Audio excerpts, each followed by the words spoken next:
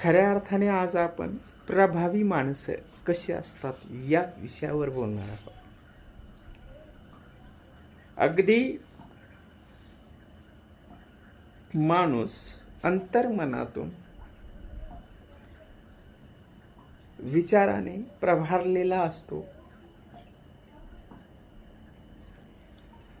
त्याची स्वतःवर पकड असते आणि प्रत्येक शब्द हा त्याच्या अंतर्मनाच्या खोलीतून आलेला असतो.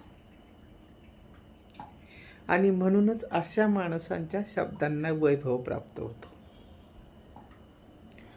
अगदी तुम्ही साधं सरळ आणि सोपं उत्तर आहे. फक्त समजायला थोडस कठीण आहे, अवघड आहे. कारण माणूस आहे ना, पॉलिश्ड वर दिखाऊपणाला इतका भाळलेला आहे की तो त्यालाच ब्रँडेड समजून बसलाय. पण तसं नाहीये. अगदी जर असं असतं तर जे पॉलिश्ड आहे, जे दिखाऊ आहे आणि ते जर महत्वाचं असतं तर प्रत्येक सुंदर दिसणारी गोष्ट ही चिरकाळ टिकणारी असते. बघा, दिसणारी म्हणतोय मी, असणारी नाही. अगदी एखादी गोष्ट दिसणे आणि एखादी गोष्ट तशी असणे याच्यात जमीन आसमानचा फरक असतो आणि आपण ते स्वीकारायला तयार नाही. अगदी साध्या भाषेमध्ये जर सांगायचं जर झालं तर जर्सी गाईचं दूध आणि देशी गाईचं दूध याच्यामध्ये फरक असतो. जो अस्सलपणा आहे जीवनाचा, जो जीवनाच्या आनंदाचा अस्सलपणा आहे ना, तो महत्वाचा आणि तो तुमच्या अंतर्मनाच्या खोल वैचारिक पातळीतून उभारी देत असतो, मिळत असतो. एकूणच काय तर माणसाला दिखाव्यातून मानसिक अपंगत्व प्राप्त झालेलं आहे आणि हेच दुःखाचं मूळ कारण आहे. आपण काय समजतो, अपंगत्व म्हणजे पाय नाही, डोळे नाही, असं नाही. जेव्हा मानसिक अपंगत्व ही अतिशय क्लेशदायक वास्तविकता आहे आणि जी डेप्थ आहे, जी विचार करण्याची जी खोली आहे, या गोष्टी त्यावर अवलंबून असतात. आपण काय करतो माहितीये का, दिखाव्यातून स्वतःला उभारी देण्याचा प्रयत्न करतो. हे जग वास्तविकता तशी नाहीये. अगदी जर दिखाव्यातून माणसाला उभारी भेटली असती तर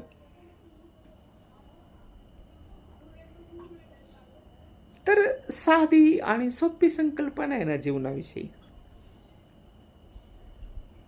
प्रत्येक जण तिथं समाधानी झाला असता, आनंदी झाला असता. परंतु तिथं ते शक्य नाहीये. तो एक मध्यम म्हणण्यापेक्षा अज्ञानातून तो मार्ग निवडलेला आहे मानवाने, दिखाव्यातून आनंद मिळवण्याचा प्रयत्न.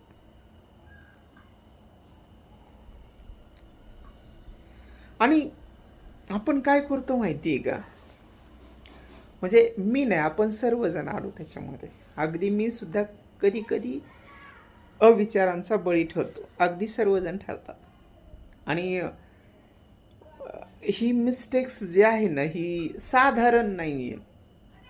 ही अनुभवातून माणसाला हळूहळू कळू लागते. साधं राहणं, उच्च विचारसरणी, अगदी गाडगे बाबांकडे पाहिलं तर आपल्या ध्यानामध्ये येतं. जी समाधान आहे ना, जी नैतिक मूल्यांचा जो अंगभूत परिणाम आहे ना, तो चेहऱ्यावर 100% झळकत असतो. म्हणून आपल्या भारतीय किंवा मानवी जीवनामध्ये अध्यात्माला अनन्यसाधारण महत्व आहे. आपण थोडीशी संकल्पना विचारत घेऊया. तपस्या आणि तपस्वी अनेक वर्षाच्या साधनेनंतर एखाद्या व्यक्तीच्या शब्दांमध्ये जी धार असते ना, ती धार आमच्या तुमच्यासारख्या सामान्य माणसांच्या शब्दांमध्ये नसते. अगदी उदाहरणं जर आपण विचारामध्ये जरी घेतली तर आपल्या डोळ्यासमोर अशी उदाहरणं आहेत. अगदी आपण चक्रधर स्वामींचं उदाहरण घेऊया की तपस्येनंतर किंवा चिंतनानंतर अनेक वर्षाच्या त्या मुखातून जे शब्द येतात तर ते निव्वळ शब्द नसतात, तर अनेक वर्षाचं फलित असतं. ते अनेक वर्षाची अनुभवाची गाठ प्रत्येक शब्दामध्ये अशा मुखामध्ये असते. आणि ती क्षमता, ती वैचारिक पातळी, तो संयम, ती विश्वासार्हता निर्माण करण्यासाठी अनेक वर्षाचा त्याच्या माग चिंतन असतं. आणि त्या चिंतनेतून, त्या चिंतनातून दुःखावर खऱ्या अर्थाने मात केलेली असते. आणि ती मात करणं हे सामान्य माणसाचं काम नाहीये. त्याला असामान्य क्षमता अंगभूत विकसित करून ह्या नकारात्मक व्यवस्थेवर मात करण्यासाठी आधी स्वतःवर वार करावे लागतात. आणि त्यातून या वैभवशाली विचारांची परंपरा निर्माण होते. आणि हे वैभवशाली विचार म्हणजे सर्वज्ञ श्री चक्रधर स्वामी होय. अगदी ही जी परंपरा आहे आपली, विचारांची परंपरा, संगतीची परंपरा, प्रेमाची परंपरा, आनंदाची परंपरा आणि मोहावर मात करण्याची परंपरा, ही माणसाला खऱ्या अर्थाने जगायला शिकवते.